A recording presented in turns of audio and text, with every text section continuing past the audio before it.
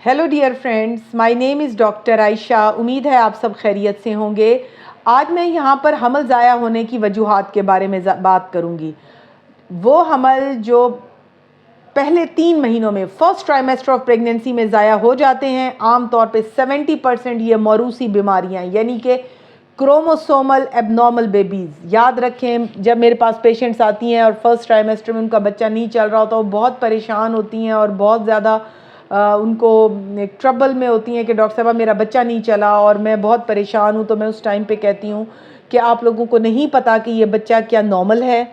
अगर ये नॉर्मल बच्चा होता तो नेचुरली ये आम बच्चों की तरह ग्रो कर रहा होता। अगर ये ग्रो नहीं कर रहा तो इट मीन्स कि इस बच्चे को कहीं ना कहीं कोई ना कोई मसला दरपेश है। हो सकता है ये कोई एबनॉर्मल बच्चा हो जो जहनी या जिस्मानी एबनॉर्मेलिटी का शिकार हो, जिसका आप लोगों को नहीं पता क्योंकि बहुत अर्ली प्रेगनेंसी है।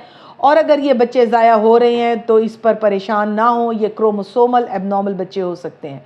दूसरी जो बड़ी वजह है वो ये हो सकती है कि आम तौर पे अगर माँ का अंडा जो है वो अच्छी क्वालिटी का नहीं है या मर्द का स्पर्म अच्छी क्वालिटी का नहीं, यानी एग और स्पर्म दोनों की क्वालिटी अच्छी नहीं है, तो भी ऐसे बच्चे आम तौर पे एबनॉर्मल होते हैं और ऐसे बच्चे ज़ाया हो सकते हैं।